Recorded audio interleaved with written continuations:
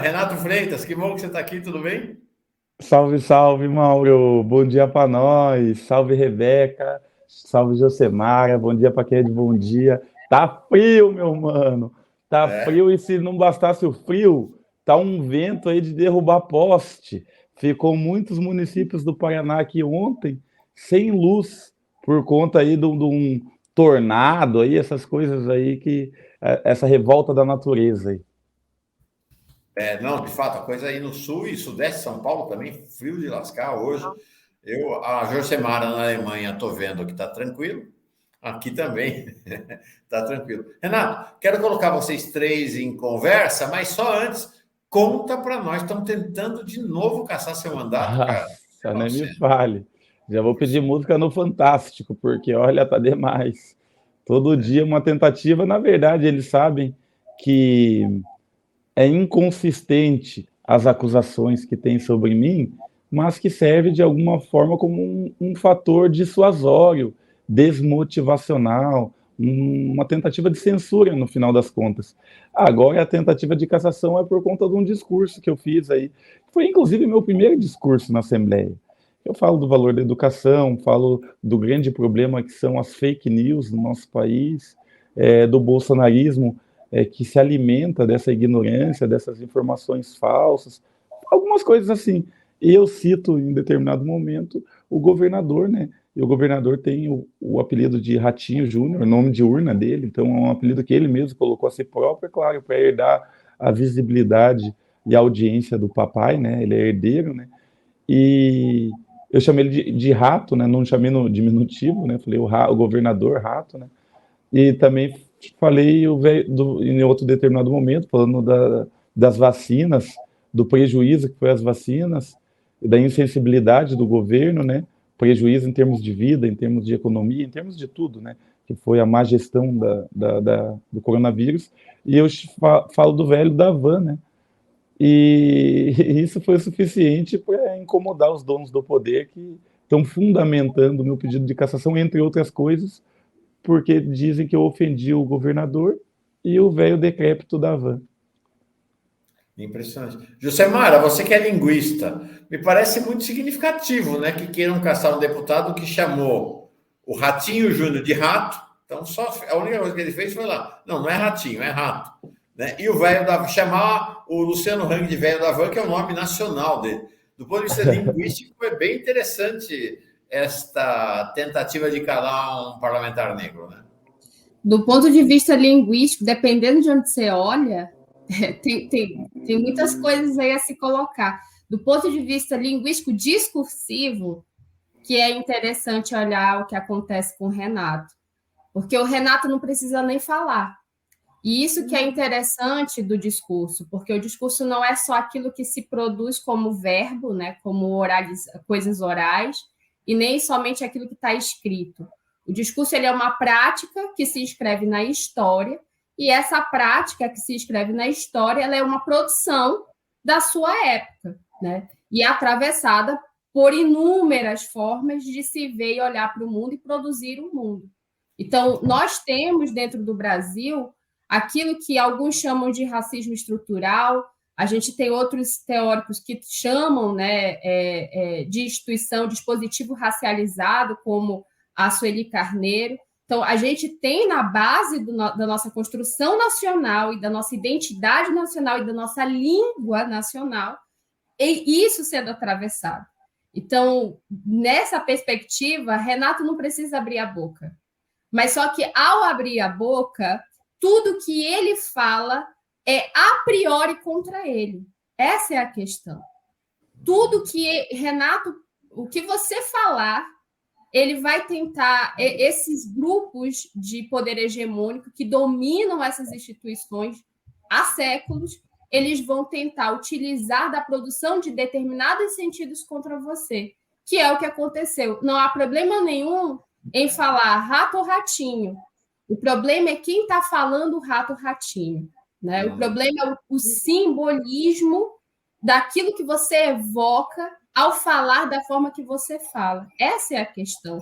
E não só do Renato, mas todas as lideranças políticas que hoje ocupam esse lugar de representatividade desses grupos subalternizados secularmente dentro do Brasil. Érica Hilton passou por isso essa semana, exatamente confrontando e defrontando essas manipulações retóricas que utilizam para destituir a fala de determinados representantes do povo, como o Renato, como o Érica. Para você, hein, Mauro? Um detalhe. O presidente da casa, Adhemar Traiano, e o adversário aí nos debates, aí, o sujeito da extrema-direita, Ricardo Arruda, missionário Ricardo Arruda, das armas e da bancada da hipocrisia religiosa, ele me chamou de vitimista certa vez. E depois de um discurso em que eu falei, né, sobre as mentiras que ele estava falando, ele falou que o Flávio Dino recebeu mais de 200 processos, falou que o 8 de janeiro foi obra exclusiva de petistas infiltrados. Então ele falou uma série de absurdos. E eu falei para ele, né, que aquilo era mentira e que ele, mais do que eu, deveria saber na religião cristã quem é o pai da mentira. E finalizei falando para ele que ele poderia se arrepender, poderia se transformar e poderia mudar. E é isso que eu desejava para ele, porque a mentira gera a morte, gera a discórdia, enquanto Deus é o caminho, a verdade e a vida. Fiz uma interpretação religiosa de um fato, de uma interpretação cristã de um fato, tendo em vista que eu falava com um pastor, picareta e hipócrita. Ele, saindo da sessão da Assembleia Legislativa, sabe para onde que ele foi, Mauro? Ele foi para a delegacia da Polícia Civil e fez um boletim de ocorrência contra mim, se colocando como vítima e dizendo, de fato, formalmente, né? E dizendo que eu, ao dizer o nome dele, chamar ele de mentiroso e falar que a mentira é o caminho da morte, que eu estava ameaçando ele de morte. Não acredito. Que eu era um sujeito perigoso, que vim da favela, que tem um amigo bandido e que estava ameaçando ele de morte, e agora vou responder um processo por ameaça, porque ele, de fato, se vitimizou, enquanto que eu, né, enfim, essas coisas aí do sentido das palavras de quem fala, só reforçando, né? É um absurdo. Impressionante. Rebeca, chega mais. Chego, Mauro. Estou ouvindo aqui nossos convidados, Renata, Josimara, uma honra vocês aqui com a gente também, enriquecendo esse debate, né? E eu sempre falo que a nossa participação nesses espaços, até a minha participação aqui como uma das âncoras do fórum, é muito político, né? Só do nosso corpo estar nos ambientes já é um movimento muito político, porque a política institucional não foi desenhada para nós, né? Não foi desenhada para pessoas como nós, como os nossos pares. E aí, quando você fura essa bolha e acessa esses lugares, trazendo a vivência, né? Um outro tipo de vivência, é muito importante também. E aí, Renato, eu lendo, né, a quantidade de absurdos que foram proferidas contra você, também me deparei, né, com o seu adversário direto, usando o funk de forma muito pejorativa, né? Chamando de funkeiro, como ainda no sentido criminalizado, né, da nossa cultura. Uhum. E a Josimara também pode contribuir muito com isso na criminalização das nossas vivências, das nossas linguagens. E você até rebateu, né? Eu não sou do funk, eu sou do hip hop. Então, eles juntam tudo, toda a nossa cultura, transformam numa coisa só, quase desumanizando mesmo, né, as nossas vivências diante desses ataques. E aí, queria te perguntar como que isso mexe com você, saindo mesmo da esfera política, falando do Renato Pessoa, né? Como que isso, para você, enquanto um homem negro, periférico, produtor de saber também, de conhecimento, como que você enfrenta isso, tem lidado nesse sentido? Olha, eu fui chamado por esse cidadão aí de vagabundo, fui chamado de bandido, ele disse que eu tinha envolvimento com o crime organizado, ele me chamou de maconheiro, ele me chamou de funkeiro, nessa tentativa de me diminuir por algum motivo, né, nessa criminalização, se utilizando desse estereótipo criminalizante do funk, falou que eu era incapaz e falou que aquele lugar não era o lugar onde eu deveria estar. com essas palavras. Tudo que eu falei, ele falou ipsis literis, com essas palavras. Nossa. E é extremamente violento. E eu me sinto, sobretudo, sozinho. Essa é a primeira sensação. Porque ninguém vai até a tribuna, nem de direita, nem de centro, nem de esquerda. Ninguém vai até a tribuna e fala para ele, olha, ou mesmo para o presidente da Assembleia, olha, esse tipo de discurso deve ser proibido, deve ser punido, porque não se trata de liberdade de expressão para manifestar concepções políticas, soluções políticas para os problemas sociais. Se trata da utilização do verbo para destruir, para discriminar, para diminuir, para deslegitimar. Eles aproveitam desse silêncio, que para mim é conivente, para me enfraquecer. Porque com o tempo, percebendo que apenas eu me defendo, eu passo também a dar um passo atrás e ter a mesma postura de quando tinha 11 anos de idade e estava na 5ª série. E eu fui estudar num colégio fora da minha vila e eu só queria sentar no fundão, colocar um capuz na minha cabeça e ser o invisível.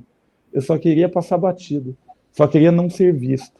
E às vezes eu tenho essa vontade também na Assembleia, quando os ataques são dessa ordem, tão violentos, dá uma vontade de sentar no fundão, colocar o capuz e torcer um pouco para não ser visto.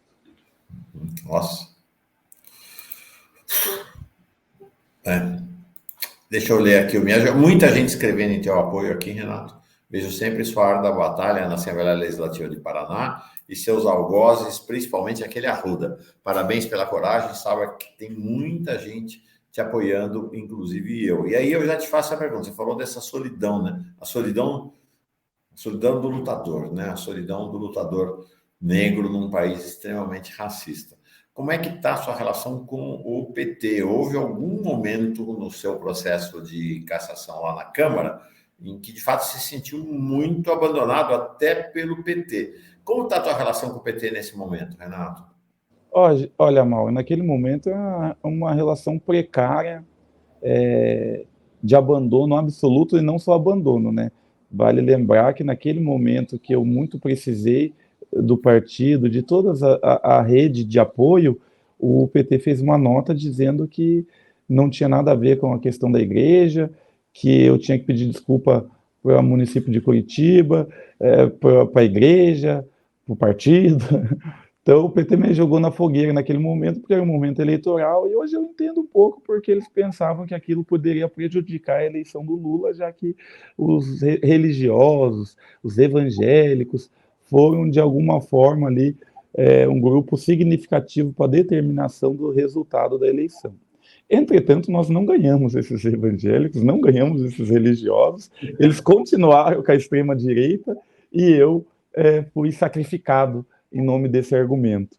E a relação ficou muito ruim, portanto, porque parece que o partido não apostou na minha recondução ao cargo de vereador e muito menos, né, na minha eleição a deputado estadual. Então, o partido começou numa relação tímida de aproximação e eu também de aproximação ao partido. Eu me sinto em casa no partido, visto a camisa do partido, sou petista, serei petista. E a minha mãe é petista, desde sempre, embora a minha mãe não tenha terminado o ensino formal, tenha trabalhado de empregada doméstica em casa de família, mas por intuição e por compreensão e sabedoria popular, ela sempre foi petista. Eu não abro mão também de ser petista. E o partido, como apostou errado, e eu cresci, me tornei deputado, o partido também se aproximou, eu também me aproximei, então a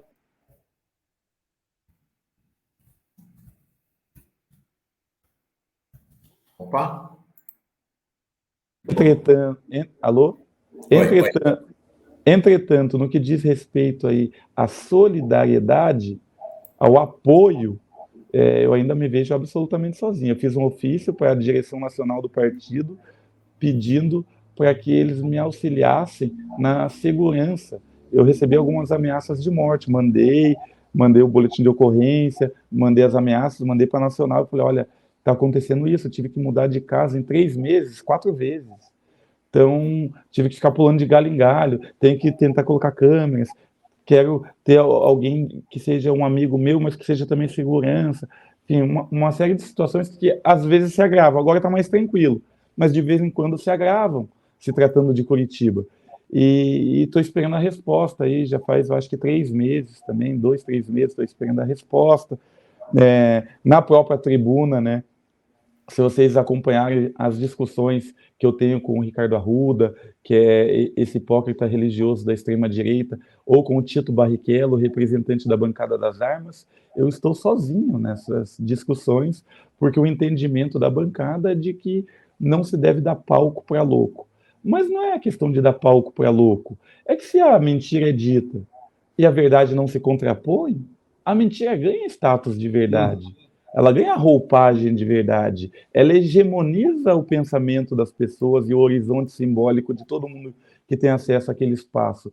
A verdade, ela tem a obrigação ética de se apresentar. E a verdade não pode ter preguiça de se apresentar. Pelo contrário, a verdade não tem o que temer. Então, estamos um pouco ainda nesse processo, mas é muito melhor a relação hoje do que foi no passado, recente. Perfeito. Josemar, eu só vejo você aqui, vejo você assim, fazendo sinapses da fala do Renato. Chega mais, como linguista. Sim, vou fazendo a reflexão sobre a solidão, é muito forte, né? Porque muitas vezes a gente é o primeiro a ocupar os lugares onde a gente transita, principalmente quando esses lugares são lugares de poder, de saber, poder político, poder econômico, poder cultural. Então, quando a gente transita nesses lugares, se sentir o único ali, né, o sujeito único, a sujeita única, é essa sensação de solidão. E eu acho tão bonito, Renato, quando você traz que você é PT, e eu vou fazer uma interpretação aqui do que eu senti quando você disse isso, que isso é menos partidário, no sentido político, mas mais acreditando o que simbolicamente na história, na luta, né, dos trabalhadores do nosso Brasil, o PT significa, né, o valor simbólico disso e da importância de a gente o tempo todo estar rememorando esse lugar de emergência do PT justamente por causa disso, porque durante os últimos 20 anos, tentaram destituir a historicidade do Partido dos Trabalhadores para personalizar o partido em determinadas figuras muito problemáticas. Essas figuras não são o PT. O PT ele é uma ideia, o PT ele é uma história, e não é uma história de 10, é uma história de milhões de trabalhadores, né, que produziram essa força política que ele é hoje. Então, eu acho muito bonito você vir e traz isso na sua fala, diante de tudo que você sofreu a partir de determinadas figuras de liderança atualmente do PT. E, assim, essa parte da dor, eu só queria acrescentar que aí eu lembro da Vilma Piedade, né, com o livro Dororidade, que é um conceito tão bonito e tão forte, que na dor a gente se encontra, sim, né? Na dor a gente se encontra. As pessoas que são afro-indígenas, negras, ribeirinhas, caboclas, caiçaras, ciganas, na dor a gente se encontra justamente porque a gente é atravessado por essas produções de dominação. Mas é na dor que a gente se torna potência também. E aí é o conceito de dororidade dela, né? Que a dor ela se torna, para nós, como coletivo, potência de luta, coragem de luta. E é isso que você demonstra, é isso que a presença da Rebeca aqui no Fórum Café representa, é isso que representa a sua presença ali dentro daquele ninho de mafagafos que estão acostumados a ter como significante os mafagafos como branco, cis, hétero e de classes de privilégios. Então, Josemara, são 54 deputados, 52 brancos. Então, isso diz muito, né? Esse espaço, você chega lá, você afronta, Renato. Você chega lá, você é um afronte. Por isso que eu falo que você não precisa nem abrir a boca. Você é um afronte. mas eu gosto mais de dizer que você ali está remexendo aquilo que precisava ser remexido. Você é aquele mal dentro daquela estrutura que vê o mal e o bem da forma como eles veem, é o mal que eles precisam. Engraçado que essa ideia de mal e bem, né? A gente sempre associa. Eu estou lembrando aqui de Ogum, Exu, sempre vistam como demônios e não entendem que o demônio ele é aquilo que remexe. E dependendo da cosmovisão que você olha para os demônios, ele não tem só valor negativo. O demônio é aquele que remexe a estrutura. Ele balança aquilo que está normalizado. Ele evidencia quando os olhos estão fechados. Ele mexe você. Então, essa visão, muitas vezes construída dentro, né, de um discurso muito religioso, dogmático, não faz a gente enxergar que as palavras elas têm múltiplos sentidos e têm múltiplos sentidos porque são diferentes cosmovisões aí dando sentido para elas, né? Às vezes o cristianismo ele vem para ser um item dos nossos argumentos e talvez a gente pudesse aí mostrar outras possibilidades de sentido, né? Eu sinceramente adoro os meus demônios, porque eles me fazem fazer perguntas que eu acho que os anjos não me fariam fazer, sabe? Legal. Renato, tem vários superchats aqui. Você lê os superchats para o Renato aqui? Acho que vale a pena, né? E aí junta tudo para ele comentar para nós aqui. Boa, leio sim, então. Vou colocar aqui o primeiro do Miyagi. Não, aqui o primeiro foi da Ana Maria Santeiro, foi o primeiro, ó. Um minutinho só. Eu estou indo de baixo para cima. Não, vamos fazer de cima para baixo melhor, porque o último é incômodo, então vamos deixar o incômodo para o final. Tá. Então, coloca aí para mim, por favor, da Ana Maria Santeiro. Ela diz: acabei de reouvir seu brilhante discurso na Câmara de Curitiba. Muitas pessoas aqui comentando sobre aquele discurso, viu, Renato? Muito importante. Histórico. Você coloca outro para mim, Mauro, que está lá em cima. Por favor. Tá aqui, ó.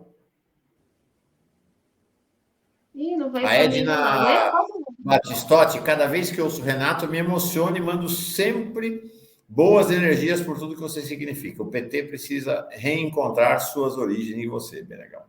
Bem legal. E finalmente o Daniel Miyagi. Manda ver, Rebeca. Daniel Miyagi, a esquerda precisa fazer uma meia-culpa. Na Fórum, Roval e Sinara criticaram Renato no episódio da escola. O Rovai, ele está falando ele está se referindo ao Rovai.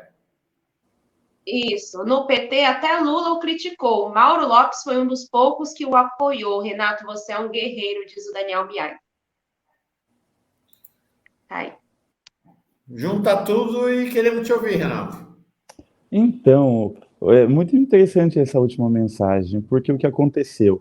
Naquele momento, em especial, na manifestação, né, fatídica do dia, acho que foi 5 de fevereiro de 2022, por ocasião da manifestação, as pessoas tentaram se desvincular e falar: opa, eu não vou mexer com a igreja, não vou mexer com a religião, ano de eleição, ano par, a gente tem que estar bem com eles.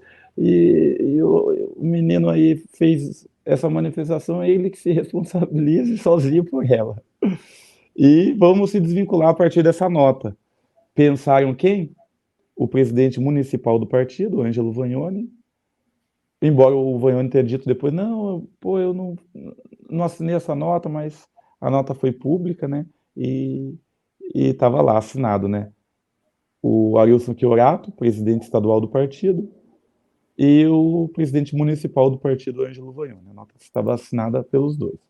Não vi, assinei sem ver, mas ok, assinou. Né? E me desvincularam e me abandonaram, de fato, né? Como estratégia do partido para não sofrer um revés eleitoral. A justificativa era essa. O mais fraco tinha que ser sacrificado. E nesse caso era eu. Quando o Lula veio para cá, perguntaram para ele, a Banda B, um desses meios de comunicação do jornalismo policial da extrema-direita. Perguntaram para ele, o caso da igreja, lá, tal. O Lula não sabia sobre esse caso. Ele foi orientado pela equipe de comunicação do PT Paraná. E como o PT Paraná já tinha feito essa nota absurda, orientou no mesmo sentido. Não, o cara fez besteira lá, tal. E daí que o Lula falou? Não, o Lula tentou ser um mediador, né, um conciliador. Ele falou, não, veja bem, o menino não merece ser caçado. Cometeu um erro, uma bobagem aí, mas é um menino bom, e não sei o que, sabe, algo desse gênero? E eu fiquei extremamente incomodado, porque, primeiro, eu não sou um menino nesse sentido, que cometia uma infantilidade e que mereça um puxão de orelha. Foi até dita essa palavra, essa frase, puxão de orelha, sabe? Me infantilizar, ao meu ver, é uma forma de me discriminar. Nos Estados Unidos, eles chamam as pessoas negras como boy, numa tentativa de infantilização, como se nunca, mesmo depois de velho, você não tivesse o grau de maturidade e formação psíquica, emocional, intelectual de uma pessoa branca, adulta. Não se chegaria no estágio avançado do desenvolvimento enquanto ser humano. Eu não gosto desse tipo de postura. E fez uma besteira, que besteira foi? Então, o Lula foi mal direcionado, foi mal orientado, foi mal informado e acabou reproduzindo aquilo que o PT Paraná tinha feito. E hoje, a minha maior dificuldade é de me aproximar, tanto do presidente, que eu nunca tive a oportunidade de encontrar ainda pessoalmente, mas também de uma cúpula do partido que talvez tenha tido essa imagem de conflito. O Renato é conflitivo. O Renato é problema. Eu sofri naquele primeiro momento e sofro as consequências dessa política errada que o partido teve. Então, quando o Daniel Miag diz que o partido deve uma meia-culpa, eu também acho. O partido nunca chegou e falou, Renato, desculpa. O padre foi ao seu lado, confeccionou um cartaz lá na frente da Assembleia Legislativa em teu favor, da Câmara dos Vereadores em teu favor. O bispo fez uma nota em que dizia que reconhecia o valor da sua luta e reconhecia que era uma perseguição isso que estavam fazendo. O Papa te recebeu lá em Assis, na Itália, ocasião em que a gente entregou para ele uma carta falando do racismo brasileiro, da violência política, e o meu caso era o central nessa carta. O Papa, as pessoas do próprio partido, a base do partido aqui, que foi quem me levou do início ao fim nesse processo e quem garantiu a vitória nessa luta. E até hoje a direção finge que não aconteceu nada. Só que o fingir que não aconteceu nada gera efeitos. E são esses efeitos negativos contra a gente, porque os mal-entendidos não foram resolvidos. As pontas não foram resolvidas, as arestas não foram aparadas. Mas é isso aí, né? Quem não pode errar, a gente tem um ditado na quebrada, que eu tenho ditado com meus parceiros, e que é do rap também esse ditado, né? E sempre quando a gente vê as pessoas fazendo coisas erradas assim, a gente tenta também ter uma compreensão, e ao final dessa compreensão, a gente se olha e diz, quem não pode errar é nós, irmão. E é isso. Quem não pode errar é nós. Eu queria só complementar rapidinho, Mauro. Só muito porque eu ouvi sua fala com o Genuíno anteriormente, e é exatamente isso. E você também mostrou, e tem no documentário magnífico da Fórum, que já deu uma olhadinha, parabéns, esqueci de dar parabéns. Tô doida para assistir tudo, assim, mas o pouco que eu assisti realmente muito forte. E às vezes a gente só precisa prestar atenção nisso. Eu vejo muitas críticas relacionadas à questão de como é que se movimenta a produção de comunicação da esquerda dentro do Brasil, principalmente da esquerda que tem visibilidade, voz e vez, né? Porque não é toda esquerda que tem visibilidade, voz e vez. Que é essa questão da infantilização dos atos de determinados representantes, como o Renato, ou da possibilidade de problemática que alguém pode gerir dentro desse jogo político. Só que não para pensar que é exatamente aí que essa direita, extrema-direita, né, que beira essa extrema-direita fascista, ganha maior força. Porque, no caso do Renato, ainda enquanto vereador, se naquele momento ele é destituído do seu poder representativo de vereador por causa da questão de colocar em evidência a pauta racial e o que essa pauta racial ela estrutura economicamente dentro daquela cidade, e de flagrar isso dentro de um ambiente a priori que ele deveria estar resguardado, seja por uma fonte transcendental, que seria Deus, afinal, nós somos imagens e semelhança de Deus. Então, a igreja, iminentemente, deveria ser o espaço onde a gente mais teria que ter voz, né? Já que é a nossa casa. Se fazem isso, se pedem, infantilizam esse ato, se dizem que ele tem que pedir desculpa por isso, olha o erro de comunicação aqui, porque não representa só Renato. Qualquer caso de uma pessoa que faça a mesma coisa dentro da sua cidade, enquanto vereador, ou ativista, alguma pessoa representativa do povo, você abre um a priori. Você abre, né, toda uma estrutura de dizer pode. Tá vendo? Você tem que se comportar assim. Se você se comportar dessa forma, você não pode. Você vai ser penalizado. Enquanto isso, a gente retoricamente reproduz repúdio a falas como a de 2016 contra Dilma Rousseff, pronunciada pelo ex-presidente da República. A gente repudia, faz atos retóricos sobre essa fala, mas não faz nada. Não acontece nada. Então, olha só, chamar de rato é mais penalizador dentro dessa sociedade do que fazer alusão a uma imagem que aconteceu de um fato, de uma ideia de tortura a uma mulher. Então, esses pesos e medidas que vão construindo o jogo político dentro do nosso país que a gente precisa estar dizendo. Não se trata de Renato Freitas só.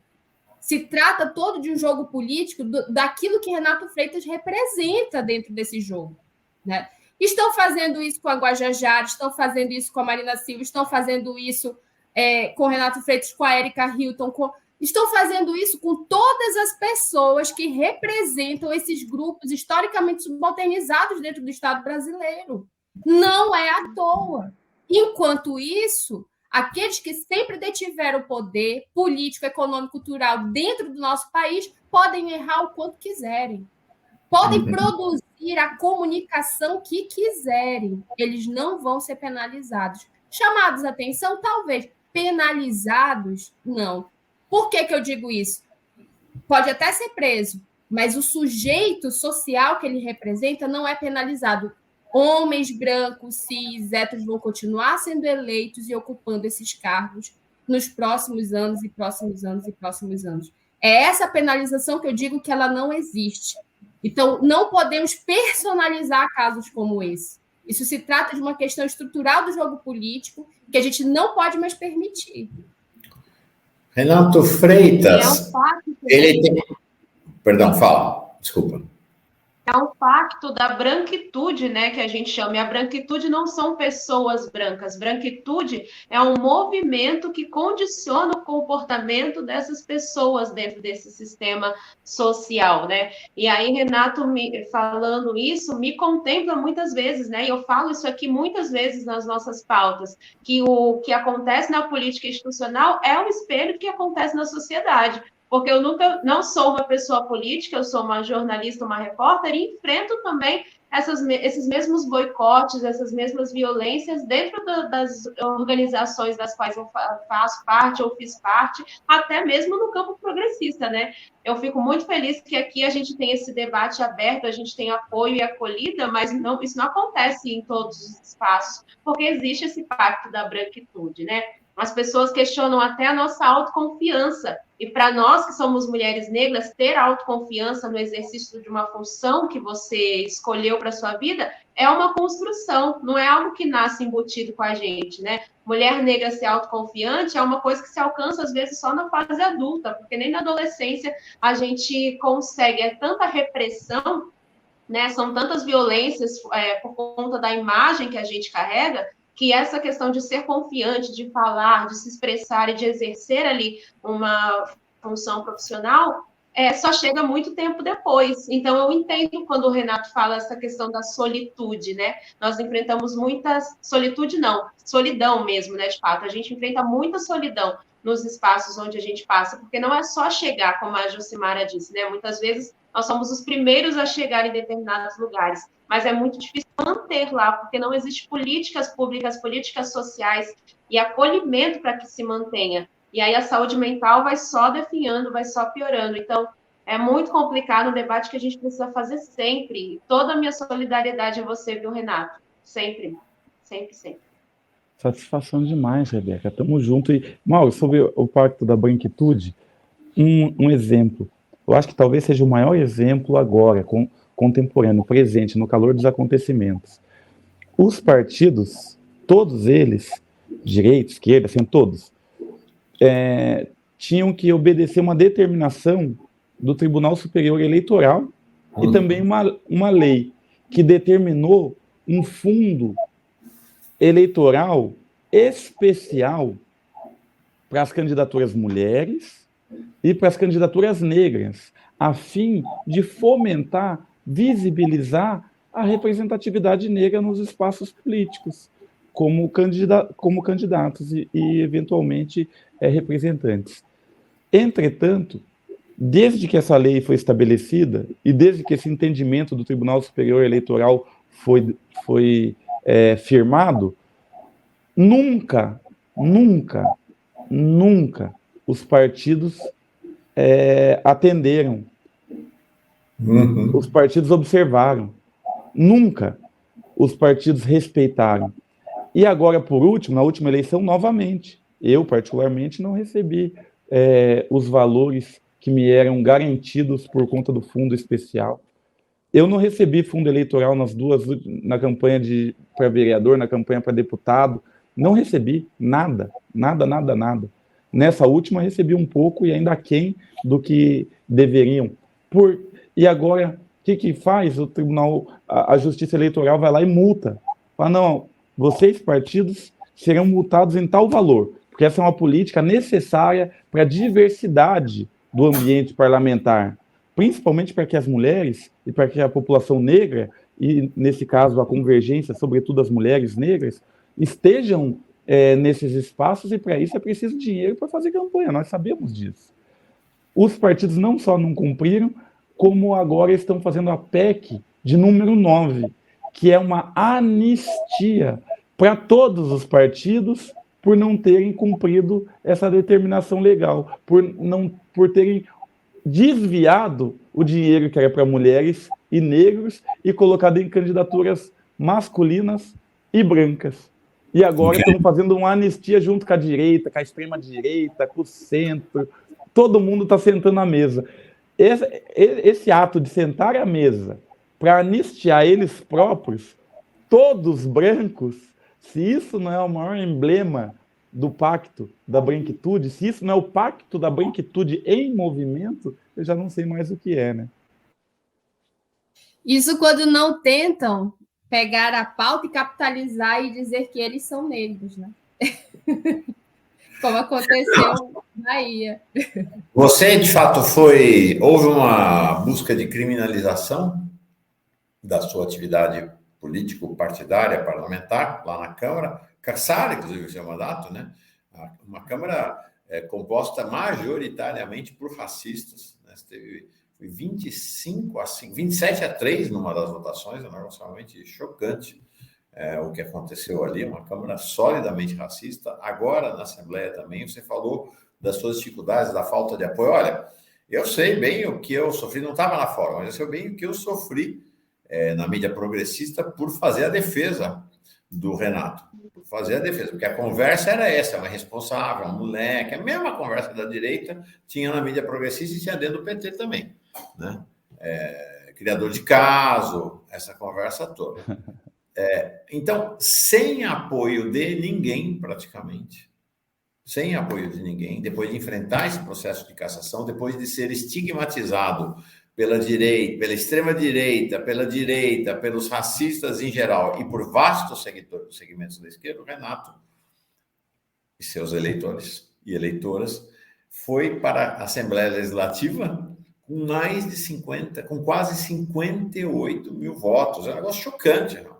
É muito impactante isso, né, Renato? Muito impactante a tua eleição para a Assembleia, quando muita gente apostava no fim da sua carreira política. Né? Exato. 58 mil votos só em Curitiba, 28. Pois é. Chocante. Fui o candidato do partido mais bem votado em Curitiba. E fiquei entre os 5 mais votados na Assembleia. Impressionante. Não é? Impressionante. Né? Tem esperança, tem esperança. Agora, vou fazer a pergunta. Agora, o Paraná está à beira, o que tudo indica, de ter uma eleição suplementar para o Senado, porque o Moro tudo indica que vai dançar. Não tem. Bom, falo que o Renato é moleque, né? Tem 39 anos. Falo que o Renato é um despreparado. É mestre em Direito pela Universidade Federal do Paraná. Então, aquele que foi juiz vai ser cassado. O que tudo indica, o Renato pode até explicar para nós, porque ele cometeu o mesmo crime que a Selma Arruda, que foi senadora pelo Mato Grosso, foi cassada, né? Que é caixa 2 na campanha eleitoral, uma série de irregularidades. Então, provavelmente, nós teremos, ano que vem, uma eleição suplementar para o Senado. Renato, você vai ser candidato ao Senado? Você está se lançando, cara? Eu já vi que Gleisi está se lançando, eu vi que Zeca Dirceu está se lançando. 39, acho que eu falei 39 anos mesmo. É isso mesmo, 39. Faço 40 dia 12 de dezembro, e esse ano eu vou fazer festa. De forma inédita. Você faz dia 12 de dezembro? 12 do 12. Eu faço dia 16, vamos fazer junto essa festa, a minha filhotinha faz dia 16 do 12 também. Pronto. Olha só. Alguma chance de você reivindicar essa vaga como candidato ao Senado aí no Paraná? Mauro, eu sou uma pessoa que, infelizmente, talvez, não tenham padrinhos dentro da estrutura partidária, o que inviabiliza o meu nome para as disputas, tanto as disputas majoritárias de prefeitura, etc., quanto disputas de Senado ou disputas internas como presidente municipal do partido, presidente estadual, qualquer coisa do gênero. Para eu colocar o meu nome, eu teria que comprar uma batalha, assim, uma guerra, né, de fato, porque as pessoas que você citou, por exemplo, são caciques, né? Caciques não, é um termo ruim, porque cacique é coisa boa. São coronéis, né? São coronéis do partido. A Gleisi, ela detém um poder, uma concentração de poder muito grande dentro do partido. Hoje ela é presidente nacional do partido, mas sempre ocupou postos de extrema relevância e importância dentro da estrutura partidária. O Zeca Dirceu é alguém que é comprovado por ser, né, pela história do seu próprio pai, né? Então, de alguma forma, ele também é herdeiro, né, desse poder político simbólico e está estabelecido por gerações nesse sentido. E outras pessoas que eventualmente se coloquem. Como o partido deveria fazer, na minha opinião, abrir prévias. Se abrisse prévias partidárias, a própria base colocaria o meu nome e eu não precisaria declarar guerra com ninguém para existir politicamente. As pessoas iam perceber que a base faz com que eu exista. Mas se fosse de baixo para cima, de uma forma mais democrática. Mas não é. Nós já vimos pessoas se lançando a prefeito ou prefeita aqui em Curitiba, de cima para baixo, sem nenhuma discussão prévia, sem prévias, né? A gente está vendo agora pessoas se lançando a candidatura do Senado também, de cima para baixo, no poder da marreta, no poder da força. E daí, se você se coloca também, você é visto como o cara de novo, querendo arrumar encrenca, de novo essa pessoa, pô, eu já não estou falando que eu vou ser candidato, agora quem ele acha que é para falar que é também, tá vendo? Ele quer abrir, entendeu? Então eu prefiro, novamente, nessa situação, prefiro sentar lá no fundo da sala, colocar o meu capuz e torcer para não ser visto. Bom, agora, deputado federal, você não escapa, tá bom?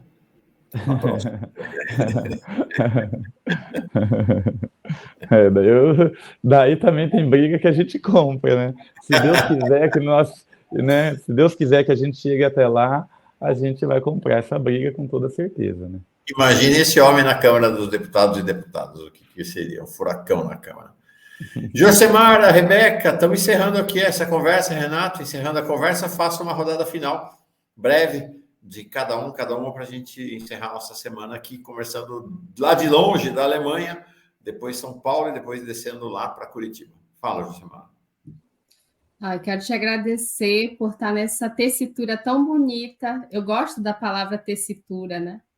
Acho que tecer é melhor do que debater. Eu sei que debate é muito interessante, mas quando a gente tece um diálogo, parece que vai construindo alguma coisa que fica depois, né? Algo fica. Então, obrigada, Mauro, por me deixar tecer esse diálogo com o Renato, com a Rebeca, com você. E acredito que, no que me cabe em relação às estruturas que se materializam dentro dessa produção da nossa linguagem, eu tenho uma hipótese, sabe? Que talvez só um artigo, alguma coisa assim, pudesse tirar, saber se essa hipótese é verdade ou não. Para mim, o que acontece com o Renato Freitas novamente, é menos pelo que ele fala em si, porque a gente tem aí a quantidade de exemplos absurdos de pessoas que falam coisas absurdas, de pessoas que o tempo todo estão diminuindo o outro, detratando o outro, tentando objetificar o outro, e não sofrem nada, né? Então, é menos pelo que ele fala e mais pelo que ele impacta. Eu vi quando você falou Guten Wochenende, bom final de semana. É mais pelo que ele significa, né? Mas também pelo que ele potencializa na própria imagem. Muita gente ficou assustada aqui quando falou que o Renato tinha 39. Isso me diz muita coisa quanto discursivista, né? Porque enquanto discursivista, a gente já falou disso aqui, né, Mauro, uma vez, que eu falei sobre quem são os grupos que majoritariamente são ativados para serem adjetivados, e esses adjetivos são ruins. Esses adjetivos são produzidos como disfórico, né? Disforia, aquilo que está fora, aquilo que não é, que não deveria ser. É justamente as crianças, as pessoas negras, mulheres, a comunidade LGBTQIA+, pessoas com deficiência, pessoas idosas. Então, perceba, se você chamar tá velho demais, isso é positivo ou negativo dentro da nossa sociedade? Comportamento infantil. Mas por que um comportamento infantil é ruim? Entende? É bom ou ruim? Ou então, coisa de preto. Mas por que coisa de preto tem que ser simbolicamente produzida na nossa sociedade como uma coisa ruim? Entende?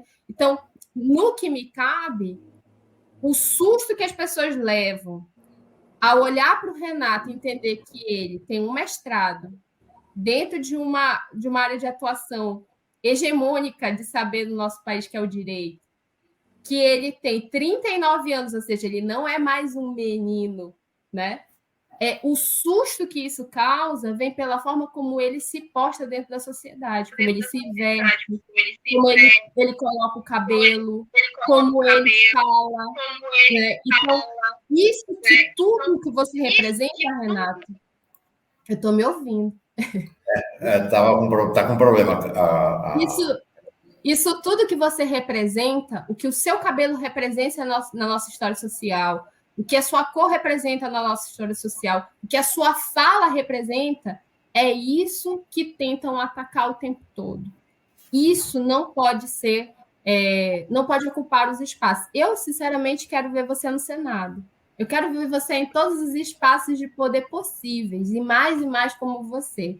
E assim, sua força política não está lá, nesses coronéis ali. Sua força política está naquele que colocou você exatamente onde você está, que é essa potência, essas pessoas que se reconhecem na sua luta e votam em você.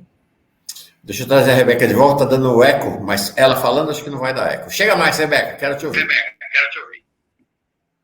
Ai, gente, vocês estão me ouvindo? Que triste essa internet hoje, né? Nesse dia tão importante aqui com esses queridos. Mas eu só queria dizer rapidinho, a Joyce Bert, ela diz que ninguém se empodera sozinho, né? E a gente sabe, né, como que para nós, pessoas pretas, é importante estar empoderado para sair de uma situação de inferioridade a qual a sociedade sempre nos colocou. Então, o trabalho que vocês têm feito, Renato na sua esfera, Josimara na sua esfera, é muito importante para o empoderamento consciente de toda a nossa população. Eu fico muito feliz de dividir aqui, muito triste, porque a gente ainda precisa trazer pessoas negras, eu como pessoa negra, para falar exclusivamente sobre racismo, sobre ataques a qual nós vivenciamos todos os dias. Eu sonho com um dia que a gente vai falar sobre outras pautas, né, da qual temos toda a competência também para falar e exercer. Mas, diante disso, é muito importante se posicionar. Fico muito grato com a participação de vocês aqui. Muito obrigada, viu? E força, Renato. Vou ficar lá te acompanhando muito, viu? Também quero te ver no lado. Vamos torcer para que isso aconteça e vou seguir lá vendo seus trabalhos. Josimara também. Mestre Renato. Feche seu microfone, Rebeca, por favor. Feche seu microfone, Rebeca, por favor. Pronto, isso. Mestre Renato, encerra o programa para nós. Encerra essa participação para nós aqui. Quero levar você para o meu fim de semana. Você já está na minha vida. Não, satisfação demais. Eu fico muito feliz, porque embora às vezes nós nos sintamos aí um pouco isolados, solitários, e a tempestade, o céu cinzento parece que nunca vai acabar e que o sol já não existe mais, mas é uma situação momentânea, tanto no tempo como na política, porque sempre há uma mensagem, sempre há um abraço solidário, uma camaradagem, um companheirismo, aquele que está disposto a compartilhar, a dividir, não só o pão, mas dividir também o fardo das dores. E quando a gente consegue dividir em coletividade as próprias dores, elas se tornam menores, se tornam possíveis de serem ultrapassadas. E eu senti e sinto isso muito quando eu estou com você, principalmente, Mauro, aqui né, no fórum, antes era na outra, né, mas você foi uma pessoa que sempre me abraçou de forma muito sincera, muito transparente, muito verdadeira, e parece pouco, mas quando a gente está numa situação de ataque constante, permanente, e numa política de desvalorização da gente como indivíduo, como existência, como ser humano, não só como existência política propriamente dita, mas como ser humano. E nós encontramos pessoas assim que encontram o valor na gente, também porque tem valor, e esse é o seu caso, é o caso da Josemara, é claro, da Rebeca. Isso aí nos faz acordar num dia como hoje e enfrentar o leão do dia, né? O leão lá fora. Ou melhor, fazer amizade com o leão, né? Porque a gente é da natureza, né? O nosso inimigo é o caçador. Tamo junto demais, Mauro. Estamos muito junto, muito junto. Espero sua vinda aqui a Brasília, ainda não como deputado federal, senador, presidente, ainda como deputado estadual, para a gente se abraçar e tomar um café, pelo menos. Obrigado, viu? Josemara, obrigada, Renato. Obrigada, Mauro. Como é que é mesmo? Bom fim de semana? Como é que fala em alemão, hein? Schöne Wochenende. Schöne Wochenende para todo mundo. Schöne Wochenende. Não vou conseguir falar. Mas valeu, bom fim de semana para todo mundo. Valeu, Renato. Valeu, Josemara. Sextou, é melhor. Sextou. Tchau, gente. Obrigado.